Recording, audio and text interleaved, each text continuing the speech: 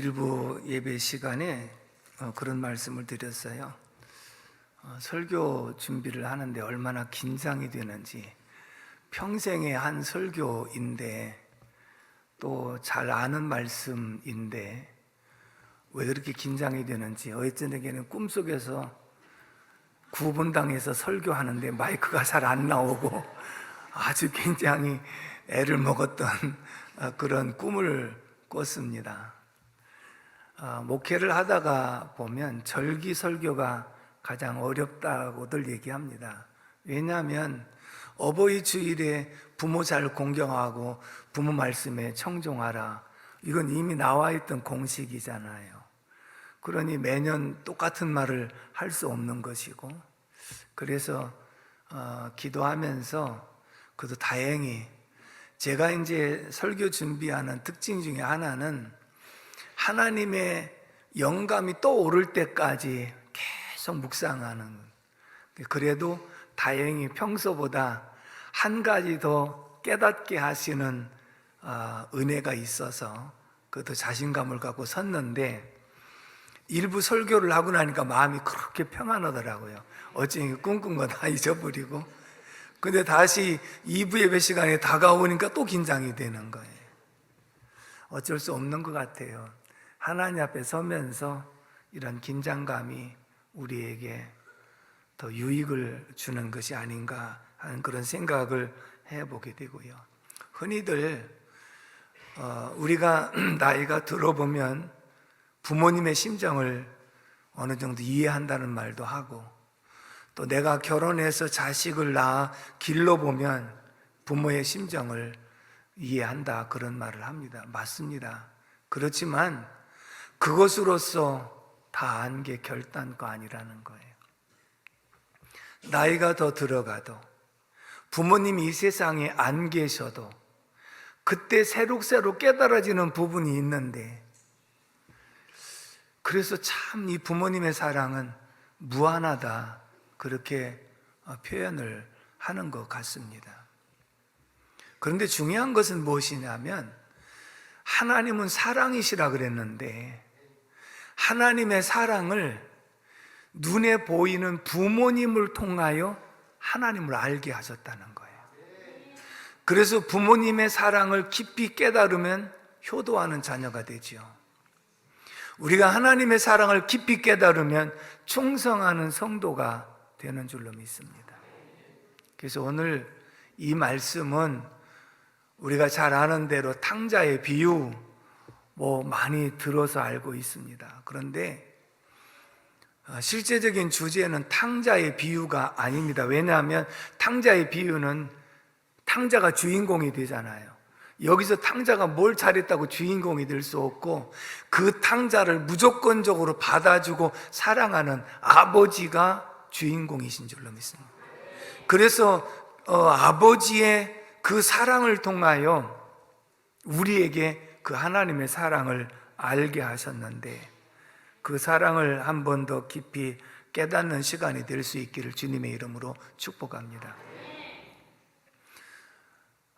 둘째 아들이 자기의 분깃을 먼저 달라고 그랬어요. 그 얘기는 부모님이 아직 생생하게 살아계신데 나한테 유산 떼어주십시오, 불효막심한 말 중에 하나라고 볼 수 있잖아요. 그런데도 불구하고 아버지는 그 재산을 떼어줍니다.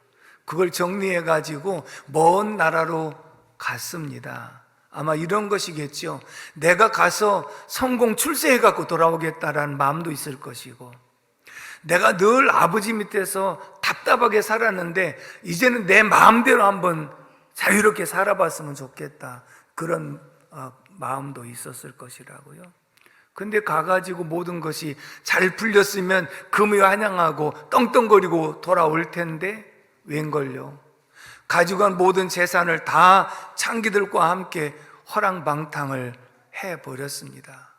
그것으로 끝난 것이 아니라 흉년이 들어가지고 먹고 사는 문제가 가장 힘들고 어려울 때 남의 집에 붙여 사는 인생, 유대인들이 천하게 여기는 돼지를 치는 집에 가서 돼지를 치는데 돼지가 먹는 쥐염 열매조차도 배부르게 먹지 못합니다. 사람이요, 죽게 생기면 그때서 믿는 사람이나 믿지 않은 사람이라 아이고 하나님이라고 찾는다는 거지요. 나이가 들어서 정말 지금 아파 죽게 생겼을 때도 어머니가 안 계신데도 엄마하고 엄마를 부른다는 거예요. 하나님의 사랑과 부모님의 그 사랑의 어떤 공통점이 분명히 있다는 것을 알 수가 있거든요. 그래서 아이고 하나님 찾듯이 내가 굶어 죽게 생겼으니까 그때서 고향에 계신 아버지가 생각이 나는 겁니다. 그때 염치가 없으니까 내가 아버지께로 돌아가서 감히 자녀로 받아달라는 말조차 꺼낼 수도 없지만, 가만히 보니까 아버지 집에는 품꾼들이 여럿인데 그들은 배고픈 적이 없는 것을 내가 봤다. 그래서 아버지 집에 가서 품꾼의 한 사람으로 받아만 주시면 열심히 일하겠습니다 라고 생각을 하고 염치 없는 발걸음으로 고향으로 돌아갑니다. 그런데 거리가 먼데 아버지는 한 번에 그 아들을 알아보고 달려오는 모습이 오늘 이 말씀 속에 기다려지고 있습니다. 이 속에서 우리에게 주는 교훈을 한번 생각해 보려고 합니다. 먼저는 20절 말씀을 다 같이 읽어보겠습니다. 20절 말씀 시작. 이에 일어나서 아버지께로 돌아가니라. 아직도 거리가 먼데 아버지가 그를 보고 측은히 여겨 달려가 목을 안고 입을 맞추니. 아멘. 여기서 아버지의 마음은 어떤 마음이실까? 따라서 합시다. 기다리시는 마음. 만약에 아버지가 이 아들이 괘씸한 생각이 들었다고 한다면 밖에 나와서 기다리지 않았을 거예요. 집에서 오기만 해봐라, 가만 안 둔다, 이런 마음으로 기다리실지 모르지요. 그런데 아들이 멀리서 오는데 한 번에 알아볼 수 있었다고 하는 것, 그게 어떤 의미일까요? 여러분, 지금 아들의 모습을 보면 거지 중에 상거지라고 할 수 있을 거예요. 옷도 한번 갈아입지도 못했어요. 그리고 씻지도 못했어요. 몰골이 말이 아니에요. 잘 아는 사람들도 가까이에서 그의 모습을 보면 네가 누구냐라고 할 때 저 탕자인데요. 아, 네가 탕자구나, 이렇게 알아볼 수는 있을지 모르지만, 그런데도 불구하고 아버지는 거리가 먼데도 그 아들을 한눈에 알아볼 수 있었던 것이 뭘까요? 따라서 합시다. 관심, 사랑. 아멘이십니까? 아버지는 이 아들을 사랑하고 그리고 돌아오기를 기다리는 관심이 있었기 때문에 이 아들을 한눈에 알아볼 수 있었는 줄로 믿습니다.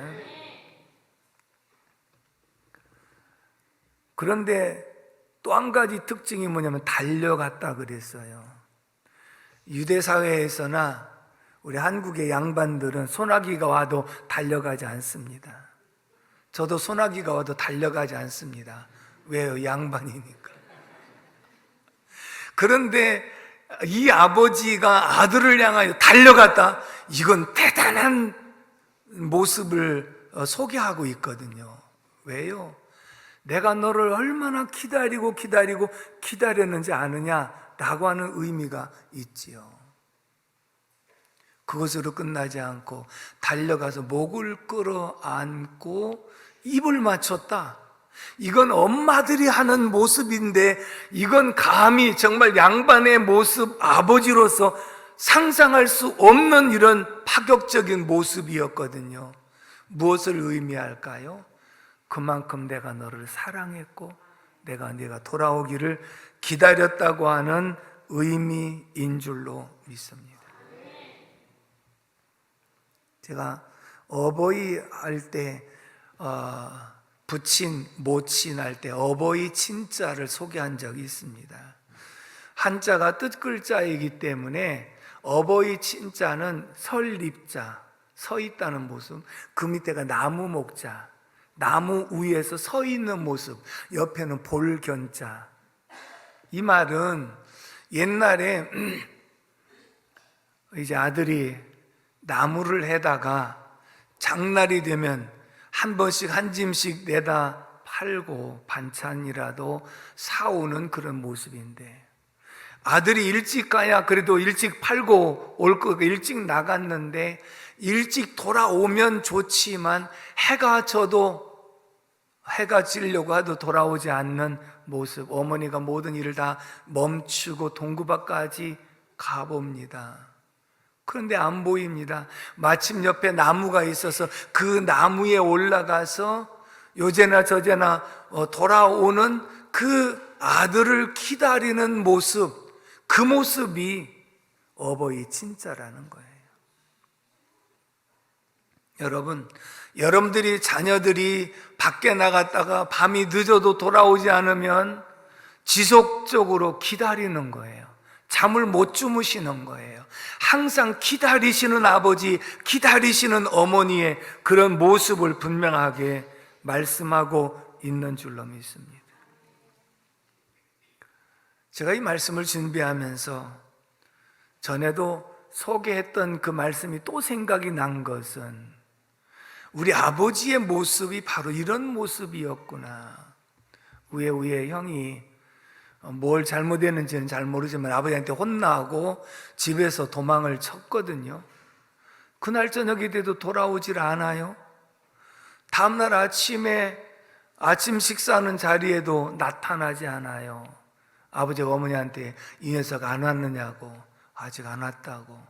아침 드시고 출근하셨고, 제가 복회를 가서 유심히 봤더니 어머니가 밥 한 그릇을 떠가지고 가마솥에다가 밥을 넣어놔요. 왜요? 옛날 불 때서 밥 하던 솥이 따뜻하니까 아들이 돌아오면 밥이라도 바로 챙겨주려고 하는 기다리는 어머니의 마음. 하루 저녁이 지나도 돌아오지 않습니다. 아버지가 혼잣말로 이 녀석이 어디 가서 밥이나 먹고 있는지, 그런 애타는 마음으로 혼자 말씀하시고, 다음날 아침에 아침 식사를 하시려고 하는 자리에서 수저를 드시다 말고 눈물을 지으시면서 일터로 나가시던 모습이 지금도 선연합니다. 자식은 자기를 혼냈기 때문에 마음에 안 든다고 생각할지 모르고 집을 뛰쳐나갔지만, 뛰쳐나가는 순간서부터 아버지의 마음은 그래도 돌아오겠지, 돌아와야지, 이런 마음을 갖고 계시고, 어머니는 때마다 그 밥을 다시 또 솥에다 넣어놓으시고, 때가 되면 다시 찬밥 쪄갖고 다시 또 한 그릇 퍼갖고 기다리셨던 그런 모습이 부모님의 기다리시는 그런 모습이었다. 명절 때가 되면 옛날에는 차편이 많지 않아서 시골에 오는 것도 쉽지를 않았습니다. 우리 집이 기찻길에서 조금 멀지 않기 때문에 기차 지나가는 소리가 항상 들리거든요. 그러면 이제 하행선에 기차가 내려가는 소리가 들리면 아버지는 동구박 언덕 올레 위에까지 올라가셔서 한 30-40분이면 집에 들어오는 시간인데, 그 시간이 훌쩍 넘기고 1시간쯤 돼서야 이 차로 안 오는가 봐 하고 들어오십니다.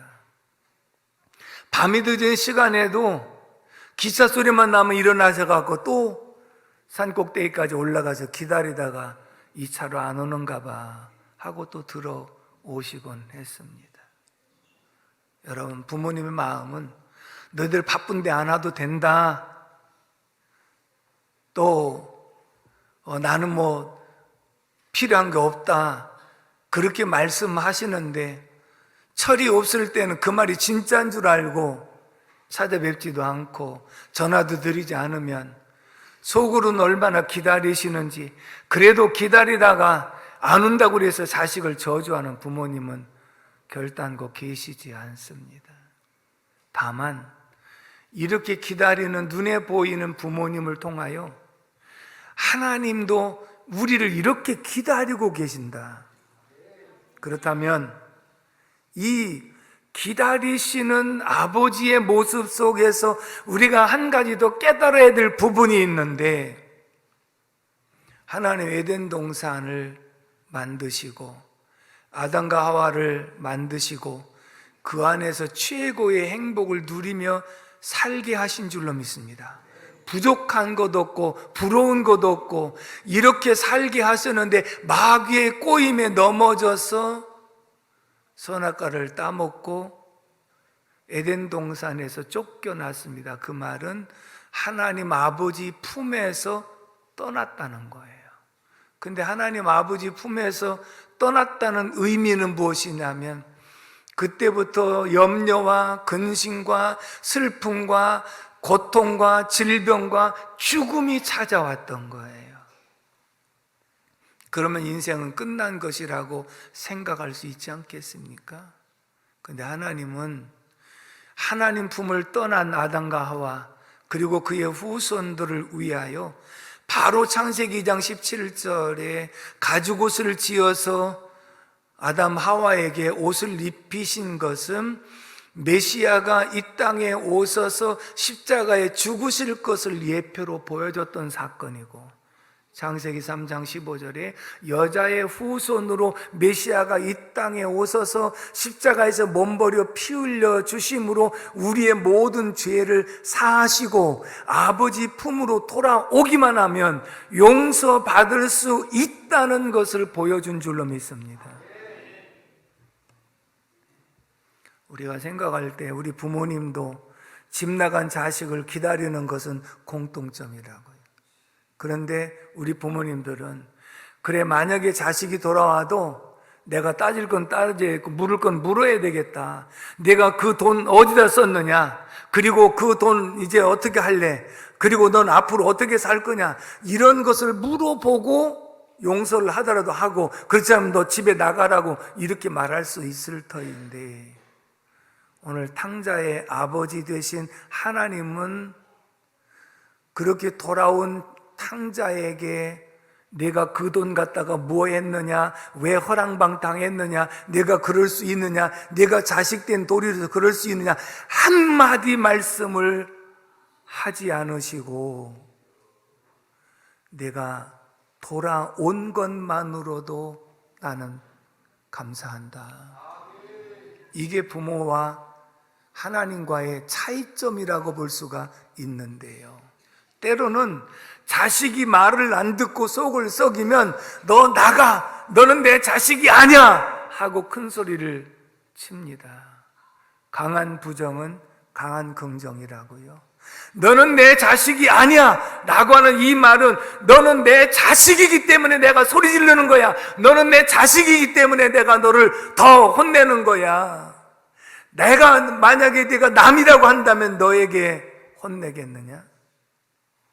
너는 내 자식이기 때문에 사람들하고 혼내는 것이고 너를 바른 길로 인도하기 위해서 혼내는 것이다 라고 말을 하는 줄로 믿습니다. 그러나 부모님들은 따질 건 따지고 물을 건 묻고 그리고 네가 잘못했다고 해야 용서해 주지 이렇게 말할 수 있지만, 탕자의 아버지는 아들이 돌아온 것만으로도 용서하신 줄로 믿습니다.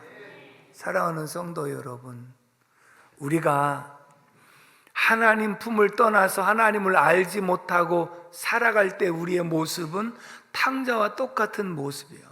정도의 차이는 있지만 결국은 하나님을 떠나서 살았던 모습은, 저 같은 경우는 우상 섬기고 미신 섬기며 하나님이 가장 싫어하는 일들만 골라서 했기 때문에 탕자보다 더 악한 모습일 수도 있었거든요. 그럼에도 불구하고 하나님 어느 날 저에게 찾아오셔서 내가 너를 위해서 십자가를 졌다, 그 십자가의 은혜와 사랑을 보여주시면서 내가 네 마음으로 주님을 영접하고 주님 앞에 돌아오기만 하면 이미 예수 그리스도를 이 땅에 보내사 구원을 완성하심으로써 내 죄를 사해 놓고 기다렸다. 네가 돌아오기만 하면 내가 묻지도 않고 따지지도 않고 무조건 용서한다 라고 하는 것이 포함되어 있는 줄로 믿습니다. 우리가 전도하다 보면 아유 그 사람 안 돼, 그 사람은 굉장히 손가락질 받는 사람이고 그 사람은 강도고 그 사람은 살인자야, 그래서 안 돼. 우리 사람 편에서 볼 때는 사람을 외모로 취하기 때문에 안 된다고 볼지 모르지만은 하나님 아버지는 너라도 그런 사람이라도 아버지께 돌아오기만 하면 내가 반드시 받을 것이고 용서해 놓았기 때문에 돌아오기만을 지금도 밤마다 문 열어놓고 기다리고 계시는 하나님이신 줄로 믿습니다. 아멘이십니까? 결국은 에덴 동산에서 쫓겨나 하나님 품에서 떠난 모습이 탕자의 모습이었는데 하나님은 탕자가 나간 사이에 벌써 모든 것을 완벽하게 다 준비해 놓으시고 내가 돌아오기만 하면 모든 것을 용서하겠다라고 말씀하신 줄로 믿습니다. 아버지가 기다리신 이유를 이렇게 봅니다. 19절에서 21절까지를 읽어보겠습니다. 19절 시작. 지금부터는 아버지의 아들이라 일컬음을 감당하지 못하겠나이다. 나를 품꾼의 하나로 보소서 하리라 하고 이에 일어나서 아버지께로 돌아가니라. 아직도 거리가 먼데 아버지가 그를 보고 측은히 여겨 달려가 목을 안고 입을 맞추니 아들이 이르되 아버지 내가 하늘과 아버지께 죄를 지었사오니 지금부터는 아버지의 아들이라 일컬음을 감당하지 못하겠나이다. 아멘. 아들이 아버지 앞에 돌아갈 때는 그래도 염치가 있었던지 내가 아버지 집에 가면 품꾼, 종의 한 사람으로만 받아줘도 나는 감지덕지다 그렇게 생각을 했잖아요. 그런데 아버지와 하늘 앞에 내가 죄를 지었기 때문에 아들이라는 소리는 들을 수가 없습니다. 벌써 회개하는 마음으로 돌아간 거예요. 그리고 아버지는 멀리서 한 번에 알아보고 달려와서 목을 끌어안고 입을 맞추면서 죽었던 내 아들 돌아왔다고 환영을 하시는 줄로 믿습니다. 우리 부모님의 심정도 이러한 모습인 것처럼 우리 하나님 아버지의 모습은 하나 더 깊은 사랑 속에 깨달을 수 있는 것은 수고하고 무거운 짐진 자들아 다 내게로 오라. 내가 너희를 편히 쉬게 하리라. 돈 없는 자도 오라. 병든 자도 오라. 죄 있는 자도 오라. 누구든지 하나님 품에서 떠나서 탕자처럼 고생하지 말고 아버지 품으로 돌아오기만 하면 그 속에 용서가 있고 풍성한 삶이 기다리고 있음을 보여주고 있습니다. 제가 어렸을 적에 아버지한테 혼나고 집 밖으로 쫓겨나서 멀리서 울고 있을 때 엄마가 다가오셔서 얘야 집에 들어가자. 아유 나 이제 안 간다고. 네 아버지가 너 미워해서 그런 거 아니야. 너 아프지 말라고 병원에 가라고 한 거 아니야. 그러면서 어머니가 달래실 때 못 이기는 척하고 그리고 들어와서 씻겨주시고 또 밥도 차려주셨던 어머니의 모습, 결국은 부모님의 모습은 우리의 부족한 부분 그리고 우리의 연약한 부분을 감싸주시고 안아주시는 하나님이신 줄로 믿습니다. 그리고 누구든지 주님 앞에 돌아오기를 지금도 기다리시는 하나님이신 줄로 믿습니다. 결국은 집을 떠나면 고생이라고 하듯이 하나님 품을 떠나면 불행한 줄로 믿습니다. 그렇지만 하나님 품에 돌아오면 하나님께서 제일 먼저 주시는 것이 마음의 평안인 줄로 믿습니다. 가산이 적어도 여호와를 경외하는 것이 크게 부하고 번뇌하는 것보다 나으니라. 살찐 소를 먹으며 서로 다투는 것보다 채소를 먹으며 서로 사랑하는 것이 낫다라고 말씀을 하시는 것이 하나님의 사랑인 줄로 믿습니다. 마지막 두 번째 22절에서 24절까지를 읽어보겠습니다. 22절 말씀 시작. 아버지는 종들에게 이르되 제일 좋은 옷을 내어다가 입히고 손에 가락지를 끼우고 발에 신을 신기라. 그리고 살찐 송아지를 끌어다가 잡으라. 우리가 먹고 즐기자. 이 내 아들은 죽었다가 다시 살아났으며 내가 잃었다가 다시 얻었노라 하니 그들이 즐거워하더라. 아멘. 따라서 합시다. 아버지의 마음은 좋은 것을 주시려는 마음입니다. 아멘이십니까? 보십시오. 용서할 것도 준비해 놓으셨잖아요. 아들은 품꾼 종의 한 사람으로만 받아줘도 감지덕지라고 생각하고 왔잖아요. 근데 아버지의 생각은 옷을 새 옷으로 갈아입히고 가락지도 끼워주고 종의 신분에서 신발을 신겨 아들의 신분으로 회복을 시켜주시고 살찐 송아지를 잡아서 잔치를 배설해 준 것은 이제는 내 아들이다. 무슨 종이냐? 아들이다. 선언하시고 선포하신 줄로 믿습니다. 결국은 종의 모습에서 아들의 권세를 회복시켜 주셨는데 영접하는 자, 곧 그 이름을 믿는 자들에게는 하나님의 자녀가 되는 권세를 주셨으니 누구든 예수를 믿기만 하면 영생을 얻었고 사망에서 생명으로 옮겼느니라. 할렐루야. 하나님 아버지의 사랑은 이렇게 무궁무진하고 큰 것이며 아버지 품으로 돌아오기만 하면 모든 것을 완벽하게 준비하여 이 땅에서 그 믿음대로 하나씩 하나씩 누리며 살게 하시겠다고 한 것이 하나님의 약속인 줄로 믿습니다. 누가복음 11장 13절에 너희가 악할지라도 좋은 것을 자식에게 줄 알거든 하물며 너희 하늘 아버지께서 구하는 자에게 성령을 주시지 않겠느냐. 먼저 성경에는 좋은 것을 주시지 않겠느냐. 어떤 부모가 자식이 떡을 달라는데 돌을 주면서 이거 먹으라고 할 부모가 어디 있으며 생선 먹고 싶다고 하는데 뱀을 줄 부모가 어디 있겠느냐.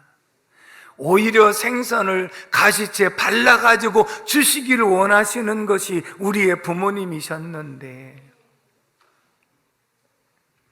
부모님은 낳아서 기르시고 진자리 마른 자리 가라니시느라고 밤잠을 못 주무시고 그리고 키워서 공부시키고 출가시키고 그리고 나서 모든 것이 다 이제는 빈 둥지만 남아있는 빚만 진 그런 모습이기도 한데 그러면 그렇게 했으면 잘 살아야 되는데 이제는 손주 나서 손주까지 봐달라고 하니 그러면 부모의 입장은 일평생 자손들만을 위해서 희생하는 모습이 되셔야 되겠는가?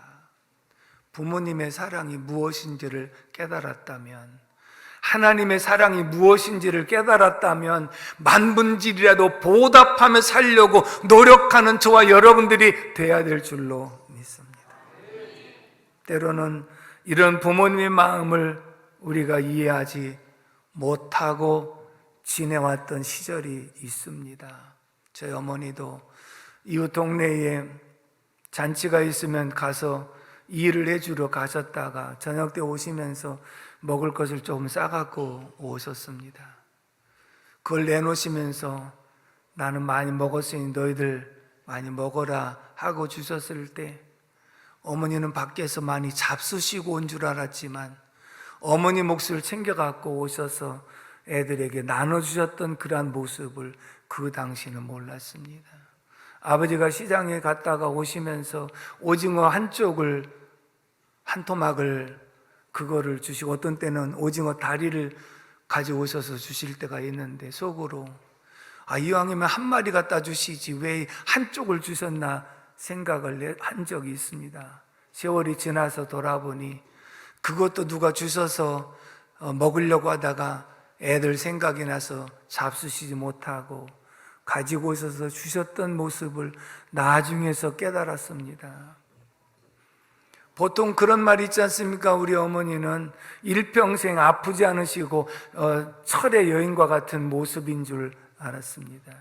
어머니는 밖에서 항상 맛있는 것을 드시고 와서 우리한테 무엇을 가져다 주시는 줄로 알았습니다. 어머니는 친정 어머니가 보고 싶지 않으신 줄로 알았습니다. 친정에 한 번도 우리 때문에 가신 적이 없고요. 어머니는 전화만 하면 전화요금 많이 나온다, 빨리 끊어라 라고 말씀하실 때 대화를 길게 하고 싶지 않으신 어머니인 줄로 알았습니다. 어머니는 좋아하는 음식이 하나도 없는 줄 알았습니다. 그냥 아무거나 먹자라고 말씀하시고, 그리고 아버지는 단 하루도 쉬는 것을 좋아하지 않으시는 줄 알았습니다. 아버지는 웃는 걸 잘 모르시는 줄 알았습니다. 아버지는 좋은 음식 앞에는 빨리 배가 불러서 일찍 일어나시는 줄 알았습니다. 아버지는 주머니에 늘 돈이 얼마쯤은 들어있는 줄로 알았습니다. 아버지는 아무리 험한 길을 가셔도 전혀 두렵지 않으신 줄로 알았습니다. 아버지 눈에는 눈물이 전혀 없으신 줄로 알았습니다. 그런데 세월이 지나서 부모님이 안 계시고 나서 돌아보니 그분들은 그것이 아니었다는 사실을 깨닫게 되었습니다. 사랑하는 성도 여러분, 오늘 우리는 그 부모님의 위치에 온 자리에 있게 되었고, 부모님의 사랑을 깨달았지만 부모님이 이 땅에 계시지 않았습니다. 우리가 자식된 입장에서 철이 일찍 들질 않아서 깨닫지 못하는 부분도 있습니다. 그러나 하나님의 사랑을 깊이 깨달으면 충성할 수 있는 것처럼, 부모님의 사랑을 깊이 헤아리면 부모에게 효도할 수 있는 것처럼, 오늘도 기다리시는 아버지, 좋은 것을 주시기를 원하시는 그 아버지 품 안에서 아름다운 삶을 살아가기를 주님의 이름으로 축복합니다.